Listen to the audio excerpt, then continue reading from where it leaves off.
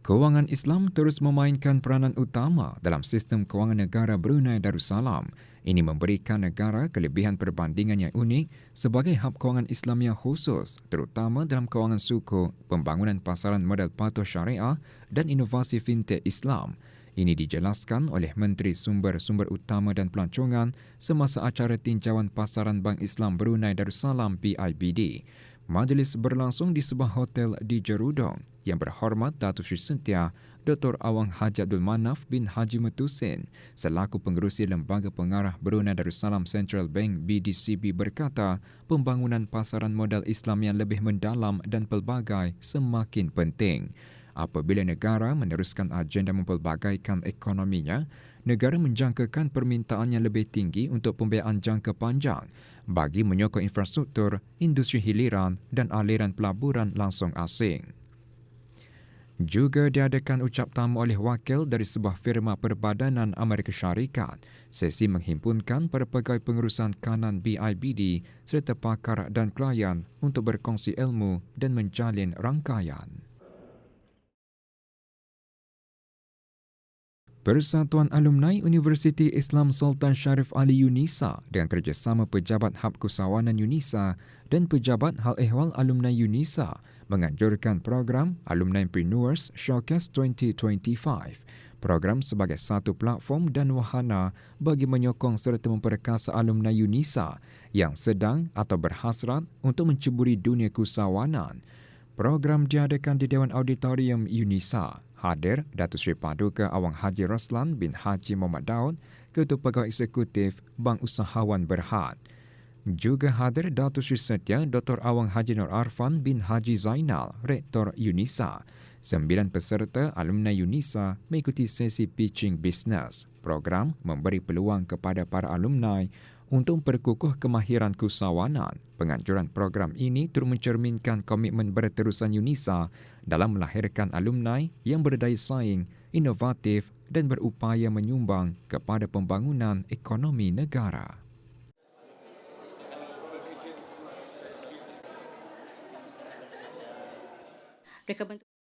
Sempena memperingati ulang tahun Jubli Intan Perkahwinan ke bawah Duli Maha Mulia Paduka Seri Baginda Sultan dan Yang di-Pertuan Negara Brunei Darussalam dan ke bawah Duli Maha Mulia Paduka Seri Baginda Raja Isteri Brunei Darussalam Central Bank BDCB akan melancarkan 4 jenis produk kenang-kenangan dalam bentuk duit shilling emas, duit shilling perak, duit shilling kupronikal dan foil emas yang julung kalinya diperkenalkan.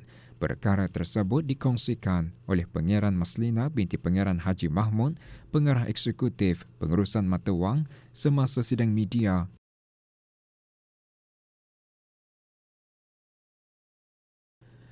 Makan Fest 1.0 yang julung kali diadakan di negara ini menghimpunkan gabungan para pengusaha makanan tempatan dan Malaysia dengan objektif utamanya memperkenalkan kepelbagaian menu di samping menyokong perkembangan usahawan tempatan.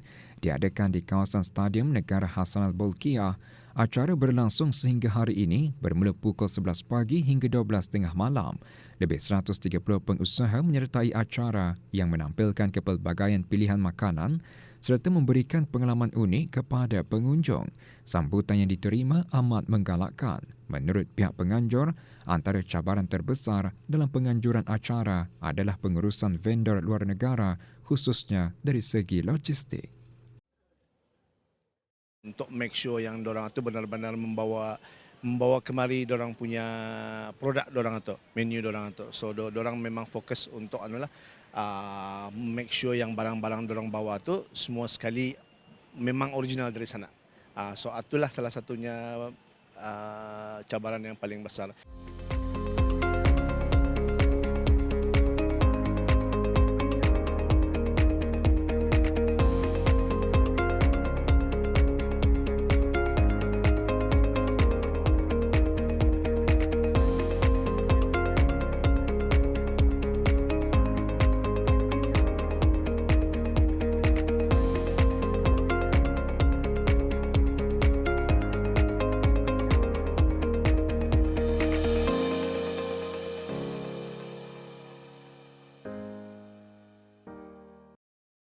Transformasi perniagaan dari rumah ke premis komersial kini menjadi trend positif dalam merancangkan ekonomi mikro di negara ini. ER Cafe, sebuah jenama tempatan, berjaya membuktikan keberanian menembusi pasaran yang lebih luas apabila berpindah dari Burung Pingai ke kawasan strategik di bawah tangga Stadium Negara Hassanal Bolkiah Berakas pada November tahun lalu. Langkah ini diambil setelah melihat potensi besar aliran pelanggan di kawasan stadium terutama semasa acara sukan berlangsung. Menurut Daing Ifah Husna binti Roslan, penyelia ER Cafe, peluang menyewa kubikel di sana adalah satu titik tolak besar bagi perniagaan mereka. Kami melihat customer tu ramai pasal macam orang beli tiket dan beli minuman makan. And then time tu ada berapa banyak gerai berjualan. So the exposure was there. And then we decided to ask around di mana macam mana untuk menyewa di sini. So kami pun tanya around and then actually it's a process for belia, bagi peluang untuk belia kita ni untuk start up business. Walaupun berdepan dengan peningkatan kos operasi, ER Cafe tetap memegang prinsip untuk memberdayakan tenaga kerja tempatan. Dengan 5 orang kaki tangan anak tempatan, mereka menekankan kualiti perkhidmatan sebagai teras daya saing perniagaan. The cabaran was one is the cost obviously lah. Memang cost itu tetap nombor satu bilang tu. And then another thing is kami punya pekerja, because before this we only had dua saja pekerja tu. So masa pindah tu we had to think of expanding juga. So in a way kami juga bagi peluang untuk untuk anak-anak tempatan, because all of our staff memang semua local and ada yang full time, ada yang part time. Melihat kehadapan, visi ER Cafe bukan sekadar menjual minuman, malah mahu mengangkat kemahiran belia tempatan ke tahap global melalui latihan profesional, termasuk perancangan untuk menghantar kaki tangan menjalani latihan di luar negara.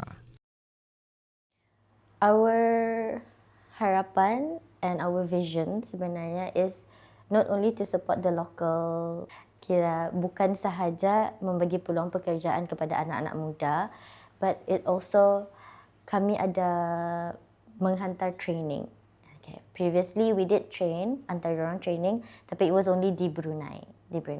But we are currently looking to expand that training itu ke luar negara. Dengan strategi promosi yang kreatif dan komitmen terhadap kualiti, ER Cafe kini menjadi antara contoh perusahaan tempatan yang dinamik dalam menyumbang kepada kepelbagaian lanskap ekonomi industri makanan dan minuman di negara ini. Satu kampung, satu produk, satu kes, satu P merupakan usaha untuk menggiatkan penduduk agar bergerak aktif meningkatkan kesejahteraan dan sosioekonomi setempat. Salah satu produk yang digemari adalah makanan kering seperti keropok pisang madu di bawah mukim perundingan Kampung Batu Apoi, daerah Temburong.